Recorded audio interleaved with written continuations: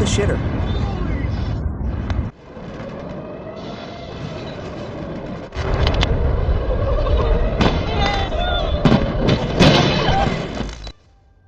No live broadcast, no official speech, just a clash of fire in the sky. And the sad news that came faster than explanation. Iran and Israel are no longer on the verge. They have crossed that line without the spotlight, without ceremony. Attacks are no longer signals but the main language. Not just military bases, but points that touch the core of each other's defense and self-esteem. This conflict does not need recognition because it already lives and breathes behind the headlines, moving between the silence of world leaders. And off-screen we know this war is not about two countries. It is about vibrations that can spread anywhere. Because if one explosion goes too far, those who burn may not be just them.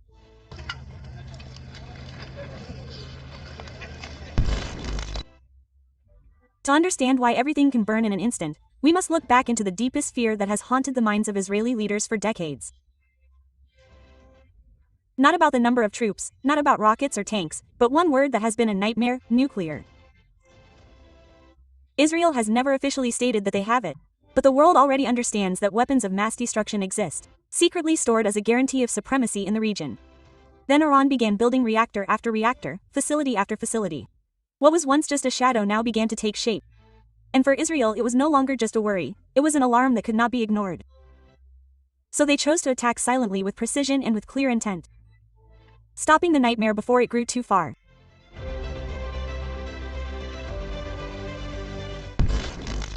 Many called it a surprise. A sudden, brutal and shocking attack. But the intelligence world never moves suddenly. Everything had been prepared for a long time. Before a single missile was fired, before a single Siri moaned, Mos had already planted its grip deep into Iranian territory. There, hidden behind the desert and dust, stood a shadow drone facility, a silent base that was not recorded on the map. Not just to watch, but to strike. And when the time came, everything moved simultaneously. Tens of thousands of Israeli warplanes flew more than 200 units locking Iran's vital points. The nuclear facility, the radar of the single-purpose missile system, paralyzed Iran's defenses before it could retaliate.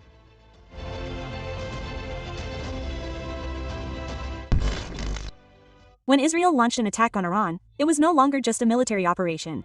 It was a map of destruction that had been designed with almost scientific precision. The northwestern part of Iran was the first point of impact and the skies above it were transformed into killing fields.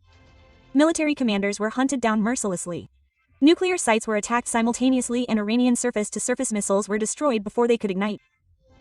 But the explosions were not just technological explosions. The attacks had darker depths. The main targets were not just radar tanks or military bases, but the brains behind Iran's nuclear program. IRGC scientists, those who had worked in silence behind iron walls and silent laboratories, were now on the kill list. Some were killed in the middle of their research, their laboratories no longer spaces of knowledge, but charred rubble. And even more frighteningly, the attacks spread to unexpected areas. A national television station was also hit. 3 employees were killed in the chaos and a presenter almost died in the middle of a live broadcast. The cameras were still running, the microphones were still recording, but the world remained silent.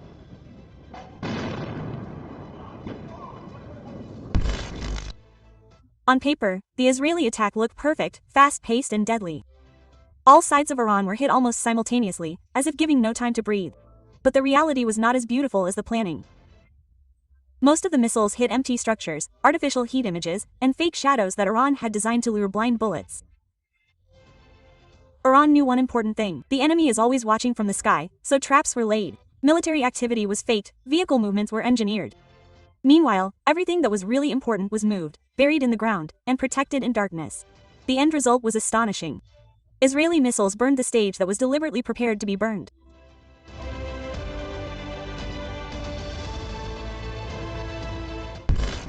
Iran did not wait any longer. They launched a retaliatory attack without pause, without hesitation. This operation was called the 3 True Promises, a signal that this was not a momentary emotional outburst, but part of an old promise that was now being fulfilled. The main target was the Kiryat military complex, often referred to as Israel's Pentagon.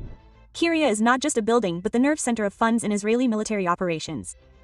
But Iran did not stop there. Attacks were also directed at Tel Aviv and Haifa. Even the United States consulate building was affected. A loud political message was conveyed: no ally can feel completely safe.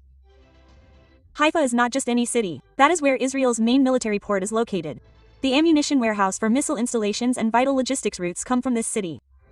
Meanwhile, Haifa means shaking the foundation of Israel's military supply from within. But the most surprising thing is Iran's claim that it has successfully hit the Mossad office. This institution is not an ordinary intelligence agency. They are Israel's long arm in cross-country covert operations ranging from the assassination of scientists to nuclear sabotage.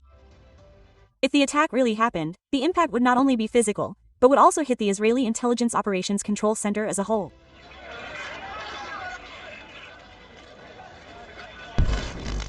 Interestingly, so far Iran drone has been known as the most sophisticated air shield in the Middle East, a defense system that can prevent Trudel before it hits land.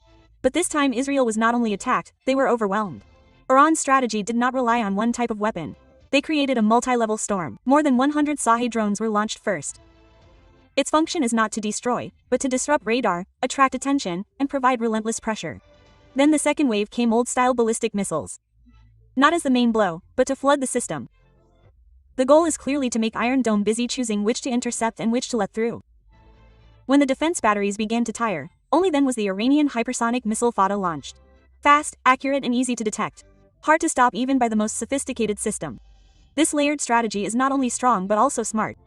All directed towards one goal of making the random water run out of power. The results are clear.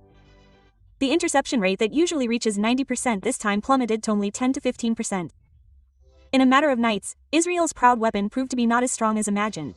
Because in today's war, it is not only the weapon that determines, but how to use it.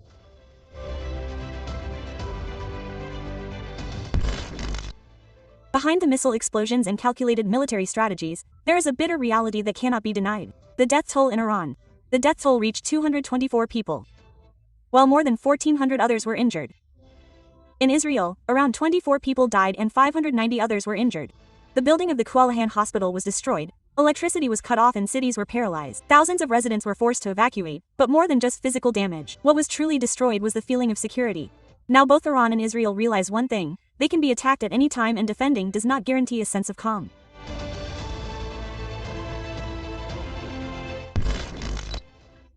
Although the bullets landed in the Middle East, their impact was felt all over the world. Oil prices immediately soared. Energy markets experienced turmoil. Fears of embargoes and supply crises began to haunt importing countries. Several international airlines stopped or diverted their flights. Middle Eastern air routes turned into a vulnerable zone. Airports were closed, shipping was disrupted. The global logistics chain was again in chaos, reminding the world of a nightmare that should have ended. On the other hand, the economy began to falter. Inflation lurked, prices of basic necessities crept up. Developing countries were again in the most fragile position. This conflict was not just a matter of two countries, but like a small stone thrown into a calm lake. The ripples shook everything on the surface.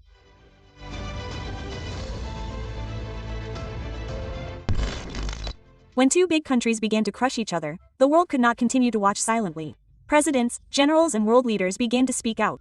But no longer with an invitation to peace, but with a strong warning. This could be the beginning of the Third World War. The scenario began to be read. The attacks would continue.